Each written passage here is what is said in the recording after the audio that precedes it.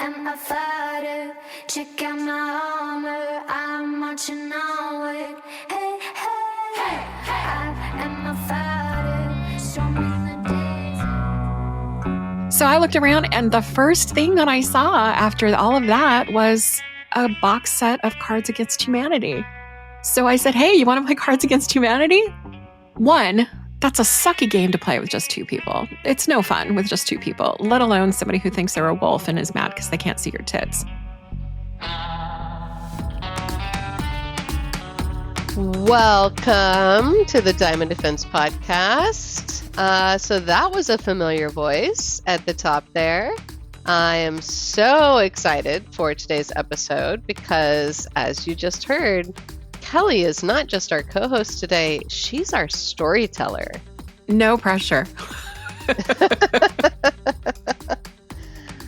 Talk to us about what you're going to be sharing with us today, Kelly. I'm so excited. So, as an adult human in the world, I have sought human connection, be it romantic, physical, what have you. And I've done a lot of dating, and I have a lot of dating stories, and I know I'm not alone in that. So I've made a lot of mistakes in the world, but I've also made a lot of mistakes as a dating human.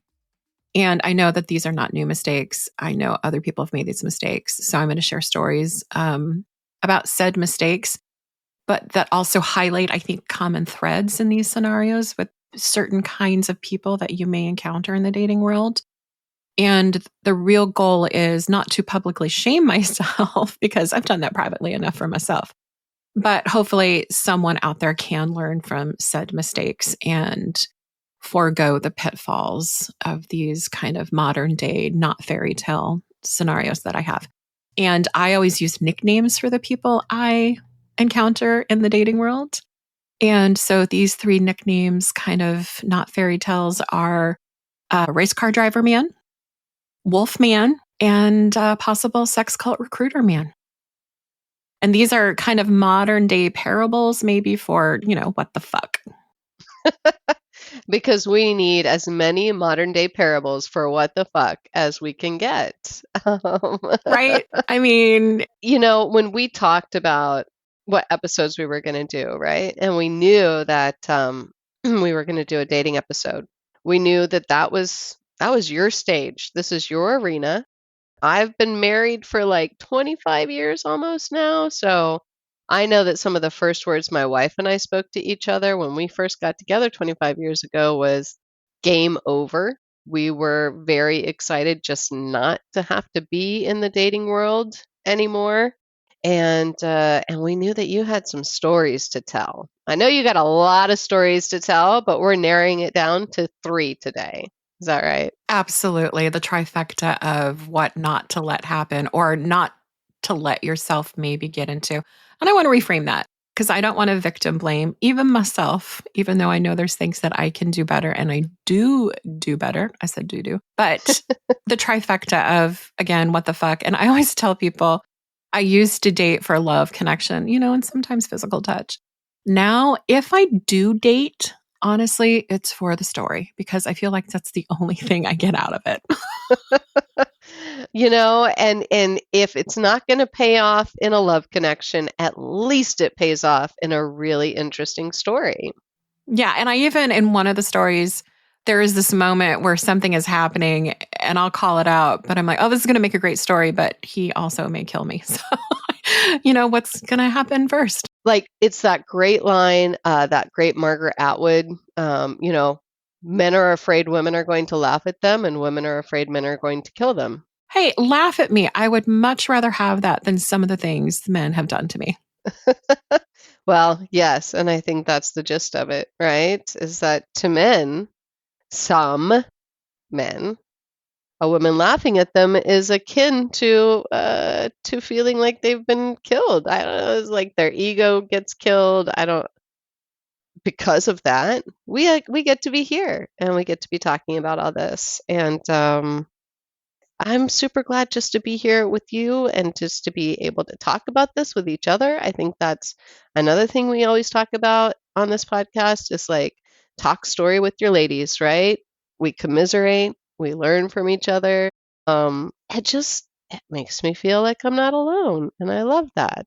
And in the same way, I think that hearing you tell your stories today is going to help maybe some other women go, hey, I've dealt with this bullshit too, and I'm not alone. Well, yeah, you're not alone. Again, it's such a human, I think, experience to want to seek out connection.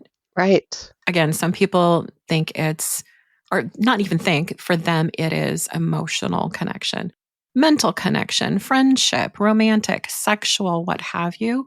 I don't think there's anything wrong in seeking that out with consenting individuals who are adults. But even in that arena, there are things that you can do to protect yourself and signals that you can pay attention to that maybe can help you prevent having bad things happen in your realm. Yeah, absolutely. And it's the red flags that we talk a lot about. Many of them are going to come up in your stories. What were the red flags for each one of these situations? Was it something that was avoidable or something that you ended up getting yourself into that you couldn't foresee and then you had to figure out how to get yourself out of? I know most of these stories. I know a lot about these stories because just as friends, you've told us about them, but I know there's a lot I don't know as well. So let's start by sort of framing this in terms of these three. Like we said, you've got a lot of stories you could tell. Why these three stories? I think these three are one, they're just really kind of momentous stories. One of them has a little bit of dark humor in it in just the way that I cope with it. And I will preface, I use humor as a human being a lot just to kind of cope with things. I love humor. So I will throw in humor into maybe some dark situations just to kind of get through it. And I think that's a great tactic if that works for you. It works for me. In these experiences, in one moment, I could have a very traumatic experience. And at the same time, I'm finding the humor as a way to get through it. Absolutely. And we have to. We have to. For these three stories, I know a common theme that I kind of talked about with you is I think there was a lot of grooming going on in each one of these encounters. There was a lot of grooming going on. In hindsight, I figured out that that's what was happening. And for whatever reason, whether it's my own insecurities or how I was brought up or just how I was on a given Tuesday at 3:00, whatever, I didn't listen to the red flags of things moving too fast, this person being aggressive in a way that ended up kind of being grooming and pushing my boundaries and sometimes crossing them. Quick question. I know that these stories take place over a number of years. Mm-hmm. Is there a difference between how, the dating world was from one end to the other in terms of how you're meeting people, where you're connecting with people, that sort of stuff? In the history of my dating life, definitely there is a difference because I remember dating pre-internet. So that was a completely different animal with some less good features. Because in dating in the digital age, as much as things are somewhat superficial and they move extremely fast, and people are more emboldened to say things now because they've lived behind a screen so much of their daily lives. But you also have access to research tools because of the internet. I met all of these three people online. So there's not too much difference in what those kinds of interactions were. And a similar thing is I ended up researching all of them on the internet as much as I could, one after the fact more so. These three individuals, they're within the past 5 years. Kelly, I think the time is now. Girl. I want to hear your stories. Can we jump in? Absolutely. Let's dive in. So the first story I want to tell is about race car driver man. I like to call him that because one, he said he was, and I did Google research him enough to kind of verify that that was probably true. So I'm like, okay, this is somebody who's telling me the truth so far about who they are. So we went on a couple public dates Good. before I invited him over to my home. So the first date was in public. I let people know where I'm going. I will send intel on said person. Hey, this is this person's name. This is what they look like. This is where I'm going. Fan-fucking-tastic. So I send that to at least one trusted friend so they know where I'm going. So I did that on the first date. And at the first date, it was a public place. We went to a cafe. And one thing that I'm proud that I remembered to do is at one point when I had to go use the restroom, I didn't want to leave my drink unattended. So I took it with me. And I remember him going, well, are you leaving? Why are you taking your drink? And I said, oh, no, don't worry about it. I'm just going to go get a refill. I lied to him. I didn't want him to know. I'm like, hey, I don't trust you to not, roofie me. So I'm just going to take my beverage with me. Nice job. Excellent job. So we had that first date and I'm like, this is a handsome man. He's kind of interesting. He was a race car driver. That's kind of cool. How often do you get to do that? So I met him again. And on the second date, a restaurant, we were having dinner and he moved extremely fast. I think that was probably just in his DNA. And he just, a red flag for me now, and it's kind of evident through all these three stories, is when somebody moves extremely fast in affection or love bombing or being highly sexually charged really, really fast. I don't want to shame that if you're both consenting to that. But I know for this individual, and actually all the individuals, I said, hey, I have a certain pace and it's not as fast as you are wanting to go. Mm-hmm. And I do remember saying that to him on this second date. We went and walked outside the restaurant, sat down by a fountain in a public space. And he was immediately very handsy, very affectionate. And I kept saying, I think I just need to go at a slower pace. You're a race car driver. I ride a tricycle with, 10 wheels on it in the slow lane. So that's just kind of how I'm moving. And I remember him kind of, I don't know what the really great verb is. He was bullying me or pressuring me, but he kept saying things like, oh, come on, you only live once. You're an adult woman. I'm a man. Don't you want to let a man know how you feel about him by kissing him back and letting him kiss your neck? And so it was just me constantly saying, hey, let's just kind of slow it down. I am letting you know how I feel about you by telling you that this is the pace I would like to go at. Yeah. So again, listeners, I made a mistake. I saw him again. And this time I thought, I'm not going to lie. I was attracted to him. And I think a lot of times, I know I'm probably not the only person who does this. I second guess myself. I'm like, well, maybe this is the one. Maybe this is what should be happening so I can have this connection. And maybe it's not that bad. Maybe I'm imagining things. You're gaslighting yourself. Gaslighting myself. And, I have had a few friends and people just tell me, well, you've been single your whole adult life. I've never been married.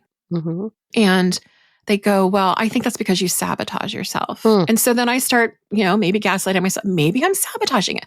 Maybe I should give this person a chance. Maybe I'm imagining things. Maybe this is my chance. Not helpful language, I'll just say.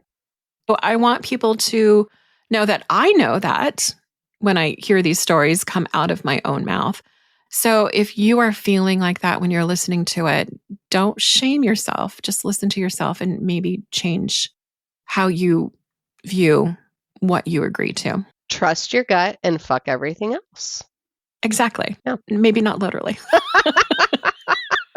Trust your gut if you don't want to fuck everything else. How about that? Right? Whatever. So I did invite him over and yada, yada, yada. I'm going to just yada, yada, yada a few things. I mean, Elaine did it. You can do it. Elaine did it. I can do it. So we yada, yada, and we get to the yada, yada. Mm-hmm. And like you do, just lie back and you concentrate so things can happen. And in the midst of concentrating on trying to make things happen, you might be zone out because you're also trying to protect yourself in some kind of way. And maybe during said yada, yada and zoning out and concentration, you're, looking at the ceiling going, oh, look at that cobweb. Maybe I have to clear that out. How is it there? And you're kind of letting the other person do the thing because you're also just kind of maybe getting through it because it's not going the way you maybe planned. But then at some point, something clicks. And it did for me. And in this moment of concentration and zoning out and going, am I really here? Is this really happening? What is he doing down there? I noticed a light. And I'm like, where the fuck is that light coming from? And I look down and his cell phone light is on, aimed between my legs. Motherfucker. And Lisa, it was one of the most surreal moments I've ever had because there's a million things going on at the same time. It's sensory overload because you're naked with this human being. As vulnerable as you can possibly be. Right? And you're also going, oh, okay, is this going to end anytime soon? Because it's not maybe going the way that you hoped it would go. And then you realize this person is doing something that you didn't agree to because you weren't asked. So I noticed the light and I sat up and said, what is that? What the fuck is that? And he immediately jumped up off the bed. I said, I want to see your phone. And I asked him, were you filming me? Were you taking my picture? I said, were you filming my vagina? What was going on down there? Why do you have your light on? Mm-hmm. He got defensive. He kept fumbling with his phone, doing that kind of trope that you see in the movies, going, oh, I don't know what you're talking about. And while he's fumbling with his phone, I repeated, I want to see your phone. Let me see your phone. He said something like, what are you talking about? I don't know what you're talking about. And then he got mad at me. 1 minute, he doesn't know what I'm talking about and he's denying it. And the next he's saying, oh, I can't believe you don't trust me enough and think that I would do something like that. So he was gaslighting me then too. Yeah. Yeah.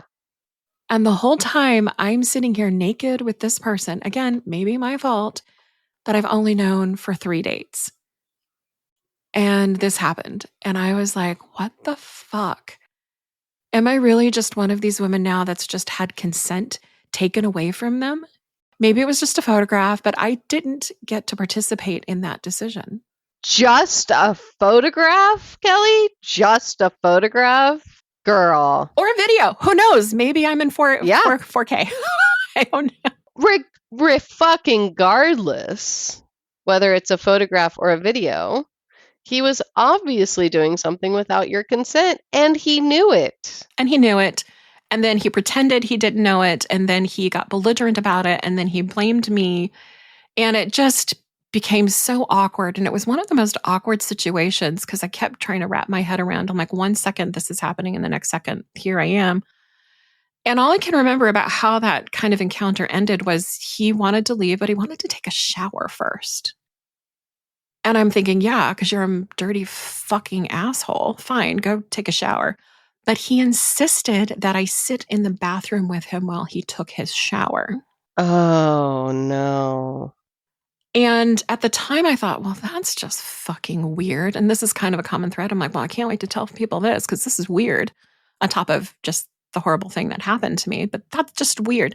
And then I thought, oh, I think I know why he's doing that.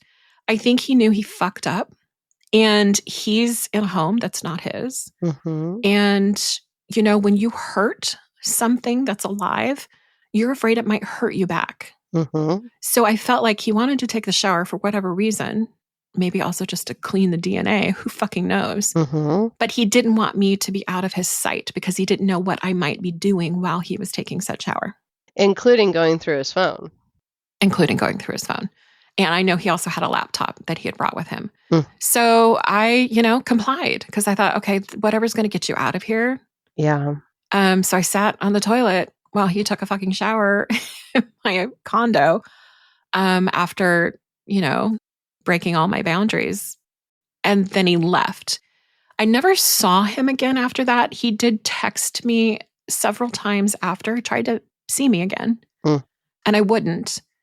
And at one point, I can't remember verbatim what was said, but I finally said, look, you did this thing. We both know you did this thing. And I really hope you can find whatever integrity you may have in you to delete whatever you took of me off of your phone and not share it with anyone. And he said something akin to not denying it, but something to kind of make it like we were on equal footing, that I shouldn't maybe be a mean person and that we both did things that were wrong. And I'm trying to think, I don't know what the fuck I did. No, this guy's a piece of shit. Yes. Established. Yeah. And he's trying to deflect his own wrongdoing by gaslighting you. And it's all bullshit. All fucking bullshit. So, needless to say, I never dated another race car driver. Yeah, I don't blame you. I feel like that would be a triggering thing for you at this point, to do that. And I am sure that there are some wonderful, non-misogynistic race car drivers out there who would be a dream to date. I'm not worried about it because I'm not looking for them anymore. Exactly. Exactly.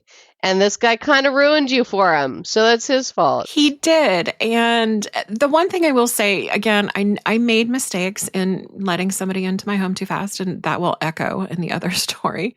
But I am proud that in the moment of something so surreal and so violating happening, that I did say, what the fuck are you doing? Yeah. Don't do that. That's not okay. You stood up and you asserted your boundary, and you let him know that he was not any longer going to be able to cross that boundary.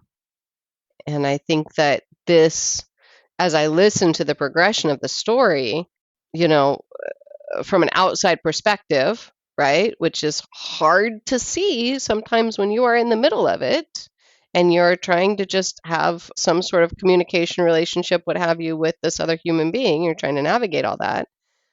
But you can see immediately he was pushing boundaries and trying to see how far he could go in pushing those boundaries and when you would assert yourself and if you would assert yourself and how far he could go before you asserted yourself. And he was testing you the whole time to see if you were going to allow that to happen. And when you sort of immediately were like, what the fuck is happening right now? I'm sure that he understood immediately that this was not, you were not playing and you were not going to continue to allow him to cross your boundaries. That was a stopping point. That was the, I'm done with you now. This has gone too far. He's a predator. Speaking of predators. Before we get into the second story, I do want to just say once again, super proud of you, and you should be super proud of yourself for how you handled that situation. Even the complying with sitting in the bathroom while he took a shower, that was your instincts telling you that this is what I need to do in order to get him the fuck out my house. And that's what you did. And you kept yourself safe and you kept your head about you. I know that there's shame for you in that story. And I just want to emphasize the fact that you did what you needed to do to get yourself out of that situation. I'm just mad at myself that I did at least invite this person in. And I always wonder, had I not done that, would that have happened? And the answer to me is yes, it would have. At some point, it would have progressed if it was the 20th date. And that's the thing when I drive home. I don't care, again, if it was the first time that we met. Ask permission to do things. It was the red flags, right? It was that you saw that there were red flags and you tried to convince yourself that your instincts were not correct or accurate, or I know, but I'm making too much out of this. Maybe I'm sabotaging myself. We all do that.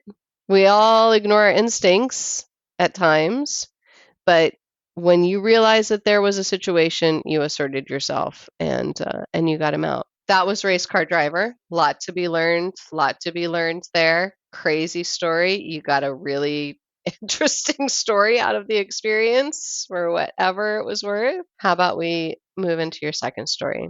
So this second tale segues from, not so magical fast carriage rides with Race Car Driver to Tinder Wolfman. I met this individual on Tinder. Okay. Swipe culture that we're in. We started texting within the app. Then we started texting on the phone. Then we progressed to phone calls. So there was some buildup before we met in person. And even in that buildup, there were some red flags that I ignored. that I hope when listeners hear them, they're like, Kelly, what were you fucking thinking? Don't do that. So they can not do that themselves. So we progressed to talking on the phone, and he started sharing with me that he found himself to be, and he identified as a wolf. Hmm. And I thought, oh, well, that's creative. Okay. Okay, that's different. And I thought, why? That would be my first question. And he just likened himself to a predator when it comes to love. Wow. Right. But he spun it in a way that made it sound like, I'm the big bad wolf, but I'm going to protect you, which that was a signal right there to me, which I think, and you can tell me if I'm wrong, I find to be kind of a tactic in abusers where they will use an identity or an action or words or whatever to be abusive, and then back end that immediately with, I love you. You're so sweet. You're so beautiful. I want to take care of you. And he would say that I'm a predator. I'm a big bad wolf. I'm looking for soft little sheep and lambs to, devour, but I'm also going to love you. He would say things like that. Yeah. So that's disturbing on so many different levels. It's the dependency. It's that gaslighting that says, you need me to protect you. Like, yeah, I'm a big bad wolf, but I'm a big bad wolf for you, right? I'm gonna protect you. And that immediately institutes a paradigm wherein you're dependent on him for something. I'm also somebody who, rightly or wrongly, likes to see how far things go, how weird things can be, because again, I like the story. Are you going to continue with this? Is this something you do behind doors? Okay, Mr. Wolfman. So he kind of kept doing that. And, maybe I fed into it a little bit. I am a painter, an artist, and he loves wolves. So I did paint a wolf picture. And I think I actually ended up giving it to him on our first date. So we talked on the phone a lot, and he did a lot of those kinds of things where he would say something kind of off and then back end it with something completely normal and sweet and kind. He then progressed to getting very sexually charged in his language. And at one point, even told me some extremely sexual, graphic, vulgar things that he wanted to do to me. And then say, I want to do these things to you. And then afterwards, I want to stroke your hair and take care of you and love you. So there's a very real tactic that it's intertwining. So basically what it is they'll tell you something that's either off color, pushing a boundary, something that to you may be perceived as negativity in terms of a predatory thought or action. But when they immediately follow that up with something that is a positive feeling to you, that turns on your dopamine, that serotonin, that, the love drug, it intertwines those two things in your brain. And so what ends up happening is that the more they do that and the more they intertwine the dark with the love, the more that when the dark comes up again, your brain makes a connection to a positive feeling. So they end up being able to do it and progress it to the point where they don't have to do anything positive afterwards. I picked up on those kinds of tactics after the fact. In the middle of it, I just thought, oh, well, that's weird. You're just weird. Again, maybe I'm over imagining it. Maybe this is what everybody goes through or whatever. So I met him in person for our first date. We went to dinner, and I don't usually talk about personal appearance because sometimes it doesn't matter, but I will talk about he was 6'5", 6'6", very tall. Wow. You know me, Lisa, but for people who don't know me, I'm 5'1" on a windy day. I am not tall.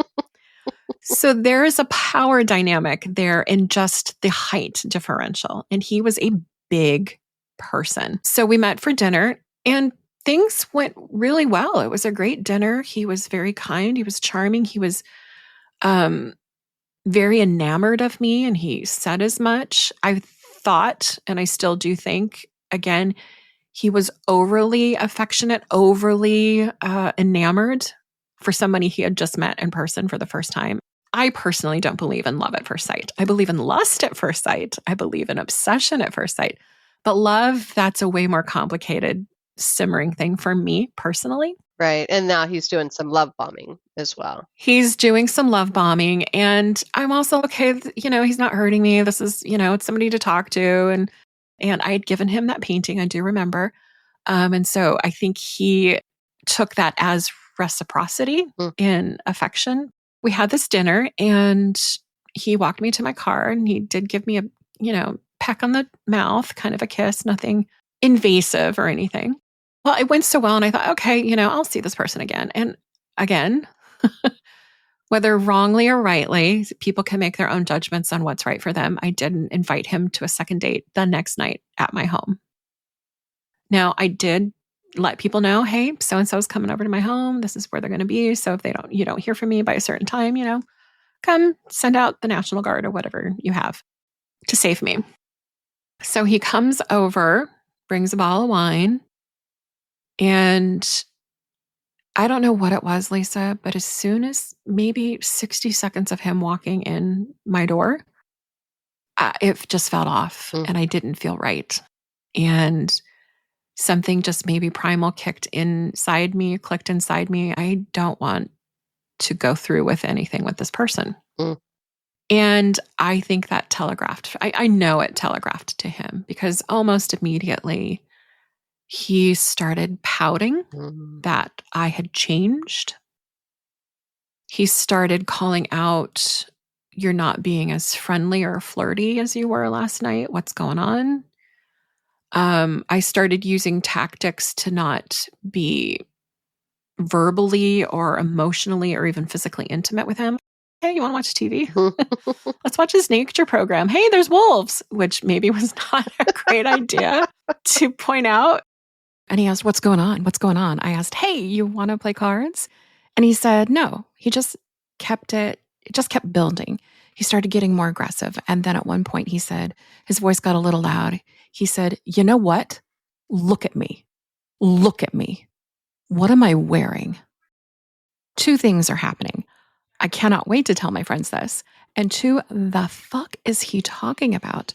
And I go, what are you wearing? I said, you're wearing clothes. He was wearing jeans, black shoes, and like a soft white, just very kind of soft crew neck kind of sweater. He goes, yeah, I'm wearing clothes. But what kind of clothes am I wearing? Very dominant, very demanding and aggressive. And I thought, oh, fuck. I said, what kind of clothes? You're wearing jeans and like a soft sweater. He said something like, exactly. I'm wearing my soft clothes. I'm wearing my soft sheep's clothing.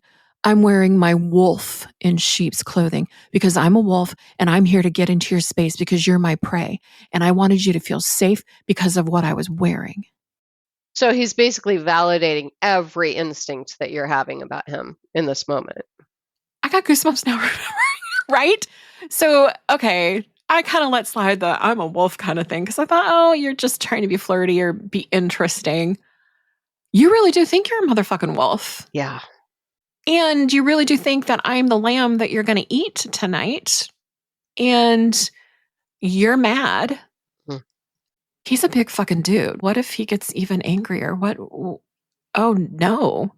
So then I immediately thought, I need to be nice to this person. And I started apologizing. I said, look, I know this is probably hard for you.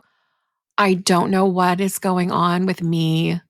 I made it about me. I said, I know that it looks like I've changed and I probably have. And I don't know why. And I'm so sorry if I've led you on. This is my fault.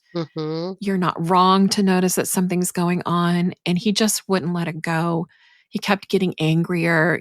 I quote unquote, he said, I don't fucking understand. I know other men have seen your tits. Why don't I get to? Wow.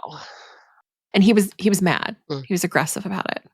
And I do remember saying, I said, well, just because I invited you over, there was no guarantee or even invitation that something physical was going to happen. You know that, right? He just wouldn't let go of that I had changed.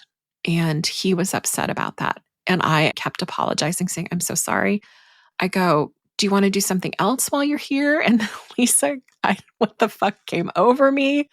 I was looking around my condo for anything to use to distract him because wolf nature programs was not the best idea because so I looked around and the first thing that I saw after all of that was a box set of Cards Against Humanity. So I said, hey, you want to play Cards Against Humanity? Oh my God. I said, you want to play Cards Against Humanity? And one, that's a sucky game to play with just two people. It's no fun with just two people, let alone somebody who thinks they're a wolf and is mad because they can't see your tits.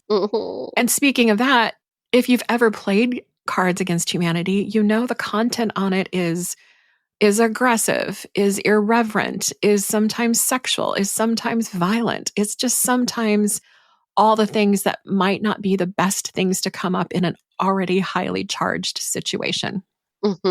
With a sexual predator. Yeah.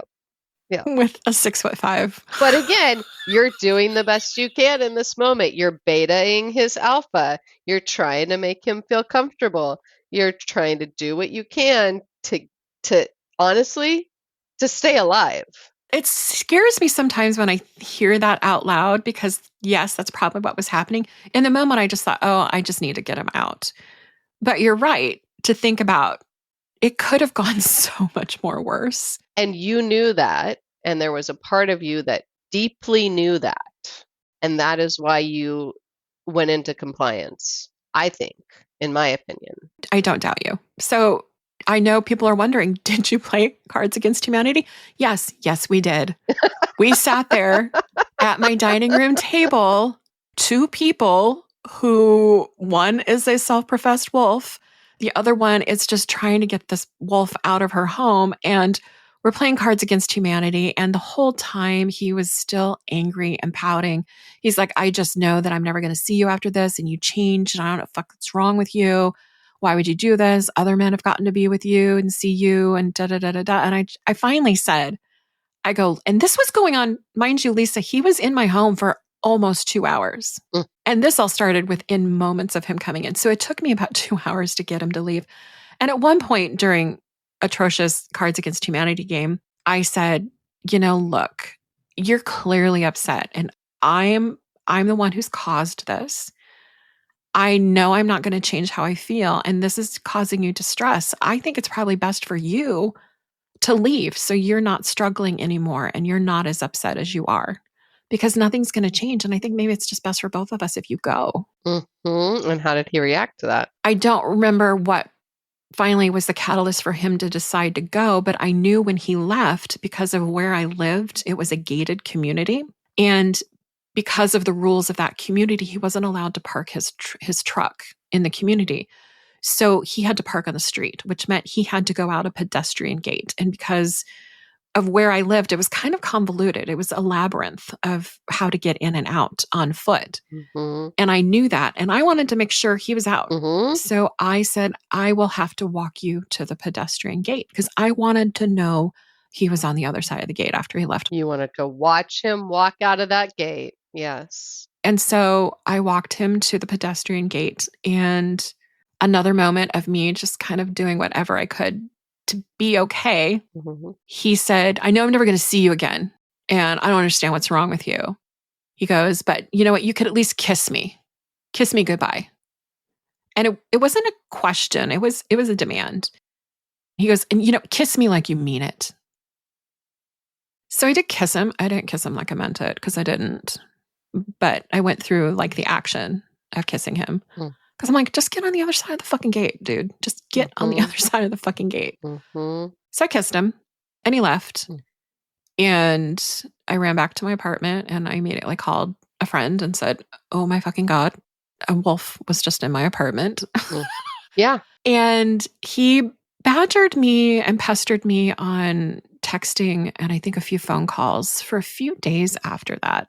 I ended up blocking him on all kind of platforms and devices that I could figure out how to do. Good. And I haven't heard from him since. Good. Wow. I've heard parts of that story. I've never heard the entire story.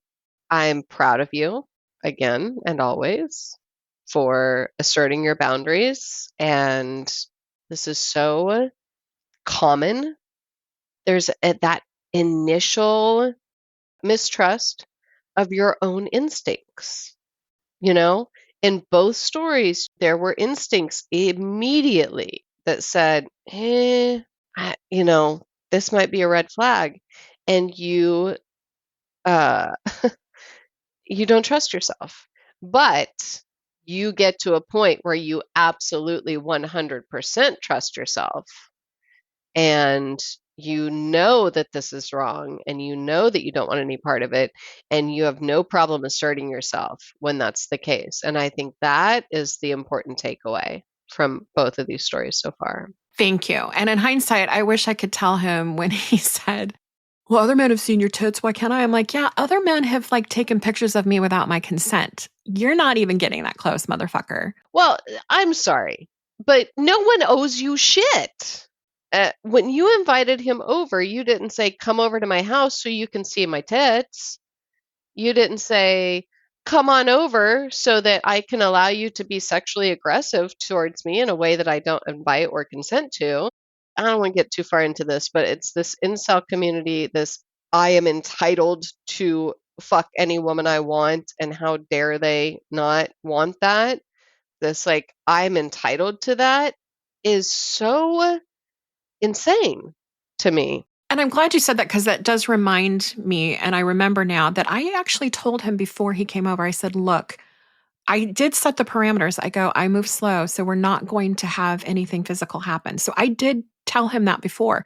So when he was being aggressive and pouty about not being able to see my tits, I said, look, I told you before you were coming over here that nothing was going to happen. So I don't understand what you're upset about in that arena right now. Mm-hmm.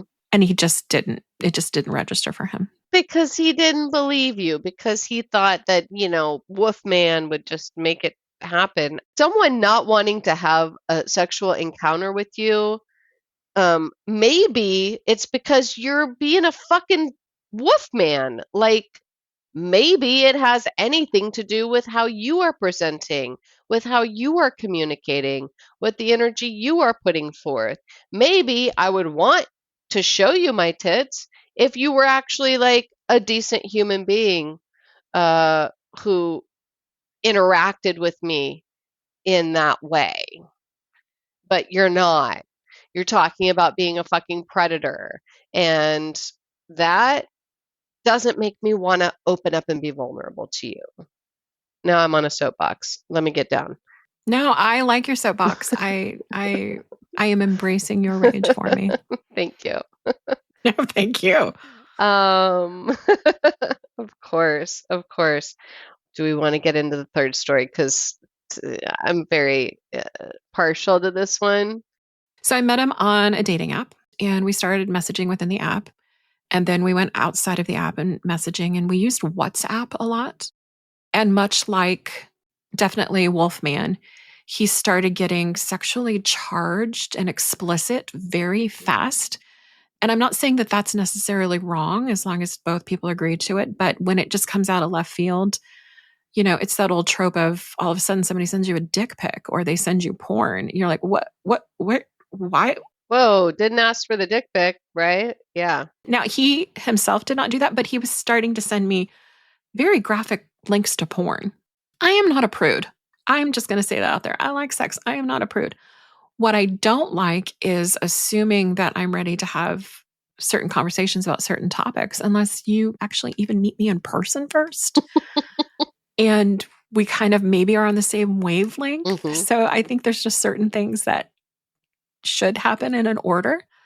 So we had not met yet in person. He was sending me videos, sending me voice chats. This person had progressed, at least in my experience, for how I was being communicated with. And it was a lot more personal, which maybe was a tactic. I don't know. It also might just be a symptom of advancing technology, I think, in messaging as well, to be fair. Sending you the porn stuff was just, again, it was a boundary pushing. He was trying to figure out where your boundaries were.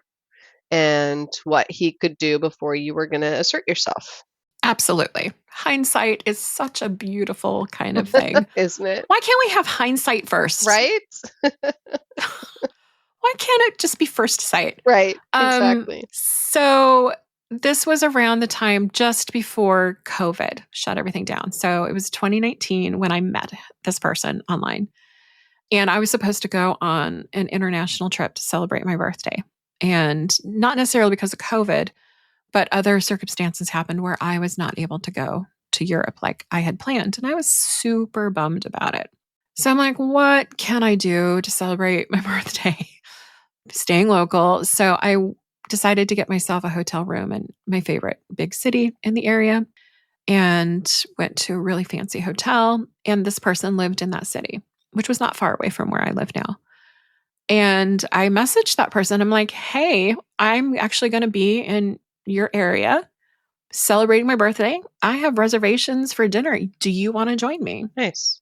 And this person was like, absolutely. I said, okay, I'll meet you at the restaurant. He's like, how about I pick you up?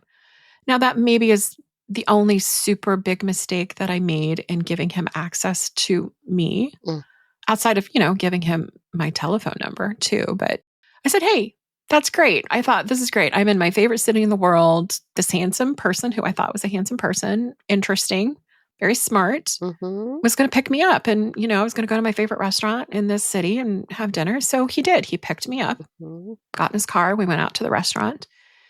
And he was really interesting. He had told me, in our chats before that he was part of how he described it and what I can remember him describing. He was part of a collective. I think that was the word he kept using. And he lived in like a communal kind of living situation.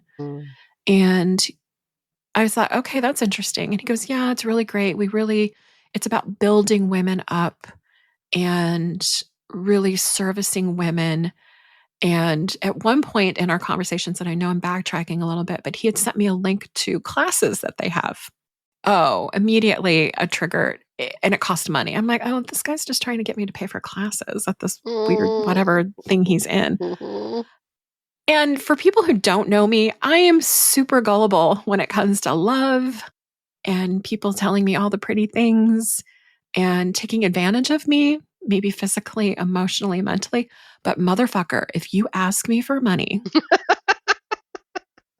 that's it. That's the line. No, I'm done. That's the I'm line. good. So I'm like, okay, no. So I had told him that early on. So I wanted to throw that in there. So at this dinner, he starts talking about this organization again. Now I'm going to be the one to backtrack just because I want to say a quick word. The picking you up, that's a tactic as well. It's a control mechanism. Now I get to see where you are. So I know where you're staying. And B, I get to control how you get to where you're going and how and whether or not you get back. So ladies, if you can make your own way to a first, second, or third date without being picked up, you just have more control over the situation. And if for some reason you do have them pick you up, there are services like Lyft and Uber. So we're at dinner and it's interesting. And at one point he tells me at dinner that he's celibate. And I'm like, oh, okay. That's new. That's interesting. What's with all the porn then? Okay. I mean, does celibate mean that you don't self-gratify? I don't know. I don't know what the celibacy rules are. So maybe, I don't know. Do you, boo? Literally. Do you? He would say things, quote unquote, at one point, he looked at me and he would just stare at me and it would get really quiet and awkward. And I'm like, what's going on? I go, and he's like, I'm thinking you look like a fucking playground. Wow. And in the moment, I'm not going to lie, it sounded very sexy. Sure. But then nothing else happened. And then he just stared at me. I'm like, okay, this is weird. This is really weird. He's celibate, so he's not going to try to do anything with me. I thought if he's telling me the truth, and I did think that if he's telling me the truth, then I'm probably okay. So he takes me back to my hotel and he's driving back. And this is when it clicked though for me. I know you're like, all these other things didn't click for you. He was talking about himself in the third person. Well, when he called himself out in the third person, he used a different version of his name that he had never used before with me. So say this is not his name, but say his name was Michael. And he's like, and then I thought, hey, Mike, why would you do that? And I remember asking him, I go, why did you just call yourself that? I go, you've never called yourself that before. And he fumbled for a response. And that just stuck in my head. And I thought, I think you just slipped up. I don't know if that's your real name now. And now, mind you, I will tell you that I did Google him. I Googled this little group that he said he was a part of. What I did find about him and this little group was that what I could find is that they were really into giving women orgasms. That's not a bad thing. If there were more people concerned about giving women orgasms consensually, the world would probably be a better place. 100%. I just had dinner with a really interesting, odd, but interesting person who didn't try to touch me, didn't try to get physical with me, didn't try to hurt me. So I never felt unsafe. So he dropped me off at my hotel. Nothing happened, didn't try to put a hand on me, nothing. He lived up to the celibacy claims. None of what happened outside of when he called himself a different version of his name struck me as odd outside of, okay, this person's in like an orgasm collective. Okay. So when I got home from that overnight trip, I Googled a little more aggressively. And this time, Lisa, this time, I found a blog that talked about the group that he was a part of. Okay. And they named him. They had a photograph of him in this blog. And the story that this blog was telling was that he was frequently on dating apps to recruit women for this quote unquote sex cult. Wow. And a lot of the aims of the cult was to get women to give money for these classes. And if I remember correctly, there was some talk about sometimes sexual predation and forced orgasms and stuff like that, if I remembering correctly. And here I was thinking, are you fucking kidding me?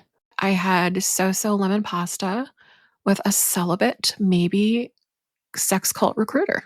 I mean, you did get a good story out of it, and you did not get recruited into said sex cult. So those are good things. No. and he did not get any of my money. Good. Now, did you have any other interactions with him? I got so freaked out, Lisa, because of the allegations in this blog. I blocked him on every device and every avenue of communication that I could find. I did reach out to the writer of this blog and I said, hey, thank you for doing this. I don't know how much of this is true, but I actually just had an interaction with this person, and the methods that he uses to connect with women, I experienced. I met him on a dating app. So he is still out here doing this activity, and this is what happened to me. And because of your blog, I have information that I didn't have before to keep myself safer. I don't have the patience for a sex cult. Am I ashamed of letting people into my home faster than I should have? I'm not ashamed, and I don't know that there's actually any rule.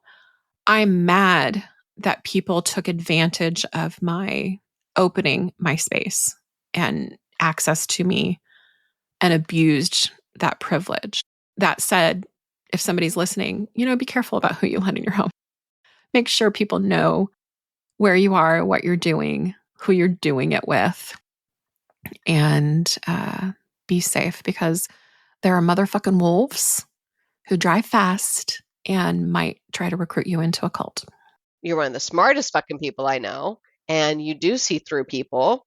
And when you get to a certain point where you go, oh no, this is some bullshit happening right now, you will call them out on it. You will assert your boundaries, and then you will do whatever you need to do to get out of that situation. And you pay attention when somebody calls themselves a different name than they had been using with you, and it sticks in your craw, and you're a dog and you hunt it. And we could all take a lesson from that. I hear you say, like, looking for a love connection, and I get, also maybe sex. There's no shame in wanting to hook up with somebody. There's no shame in wanting a relationship. It's human connection. It's wired in our DNA. We all want that. And that is why predators know that they can take advantage of exploiting somebody's good nature. I'm so glad that you learned. Knowing and learning more and more to trust your gut, I think, has been a common theme as you've progressed in being a part of these situations and not trusting your gut and then looking back with that 2020 hindsight and going, holy fuck, I should have paid attention to this thing way back here. You're not alone. And that's why we're here. And that's why I am so grateful to you, first of all, for opening up, for being vulnerable, for telling these stories. You're helping other women and you're helping us all learn. And you're also saying, hey, like, we all fall into these traps. This is why predators exist, because they count on this. I'm very proud of you. Thank you. Listeners, do your research. Don't not look for a connection if that's what you want, but do your research. Google can be your friend. There are things that you can find out about people. And I, at the very least, check out their phone numbers, check out their names. One individual not in the story mix, when they gave me their name, they didn't have any social media presence or internet footprint. And that just speaks volumes right there. If you can't find somebody on the internet in this digital age, they're probably lying to you about their name.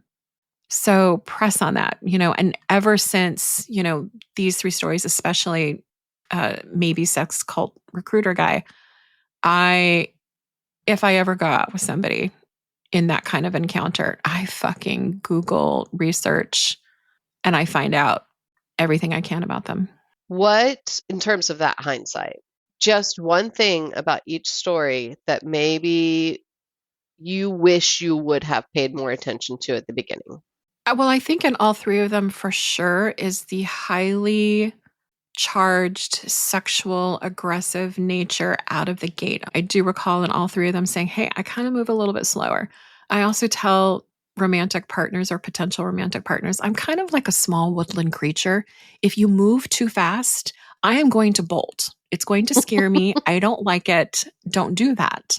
And all 3 of them did. And so if I'm going to tell anybody one thing from all of that, outside of do your research on who you're going with and let people know where you're going and who you're doing it with, is if they come on super strong, coming in hot, especially after you've said, hey, I like a different pace. That's just a huge red flag that, one, they're not listening to you. They don't care about your boundaries and they're just doing what they want. And they're also probably testing your boundaries to see how much they can get away with. Yeah. Huge red flag. Absolutely. I just want to call out a couple of things just because they're super important to pay attention to. If you were going to be with somebody that you are not normally with on a regular basis, and or be in a place you are not normally at on a regular basis, and therefore people would not know to look for you with that person or in that place, should, God forbid, anything happen or you weren't where you're supposed to be or you come up missing. You got to let people know. So the thing you do where you text people and say, hey, this is who I'm going with, this is where I'm going to be, this is when I expect to be home. Do that with your friends. I know that there are some apps now that will do that. And if you don't feel like there's someone in your life that you can or want to share that information with, write a note and put it on somewhere in your home that is prominent, that someone would see it. The first place the police are going to look is in your home. And then they are going to see that note. Not even if you're dating somebody, because when I used to live by myself in a big city and I would just go for walks, I would put a note on the back of my door, because I'd heard about this somewhere. Yeah. Just said, hey, I'm going out for a walk in this kind of area. I left at this time. And I would do that every time, in case, even if I just fell on a hiking trail or something somewhere. Yes, absolutely. Anything could happen. And then at least there's a starting place for people to start looking for you. Good tip. I just want to thank you for your sharing, for your vulnerability, for helping other women to learn from your experiences. You're welcome. Thank you for trusting me to share my weird stories. They're great stories. You went through all that. At least you got some good stories out of it. I do just want to tell people, do your research, be careful, stick up for yourself, recognize these kind of tactics. If something doesn't feel right or good, then it's not. Mm-hmm. And you get to say no.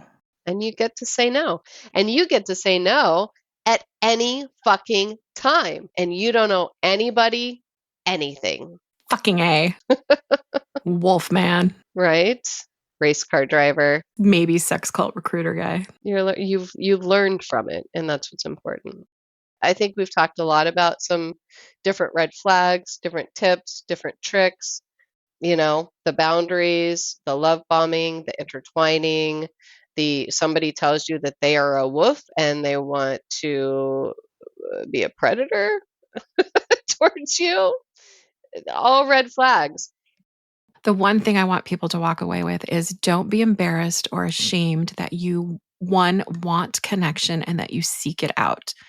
Don't be embarrassed or ashamed if bad things happen in that process.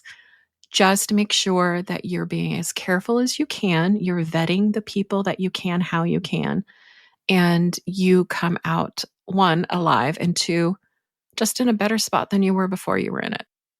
Trust your instincts. Always, always, always. Trust your instincts. And also, no shame if you don't fucking want that.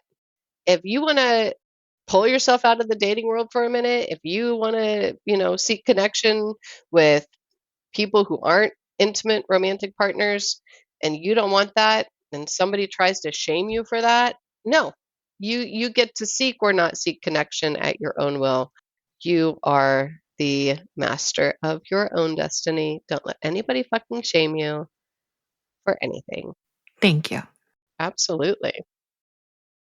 So, Kelly, thank you again for telling your stories, for sharing your experiences with us. If any of that helps just one person from dealing with a similar situation or a worse situation, I think it's worth us being here. It's worth telling these stories. If anyone out there has stories that they think could help someone stay safer, stay out of danger, we want to hear it. That's what we're here for. That's what we're all about. We get to learn from each other. And so please feel free to reach out, send it our way. We're here for all of it. Absolutely. And Lisa, tagging on to that, every good cautionary tale, listeners, it travels best when it's whispered from one villager to the next in our little fairy tale universe. If this episode lit a lantern for you, spoke to you, share it so someone else can see the wolves, in quotes, coming. Follow, subscribe, and leave us a review. It's what we need for more people to find our village of diamonds, and that includes you. And remember, not every stranger is prince or princess. And as for kissing frogs, well, Lisa, that's another defense class entirely. Absolutely. That's another podcast and another class. Absolutely. All right, everybody. Thanks so much for listening and having your ears on this podcast. We appreciate all of you. We can't wait to share more with you.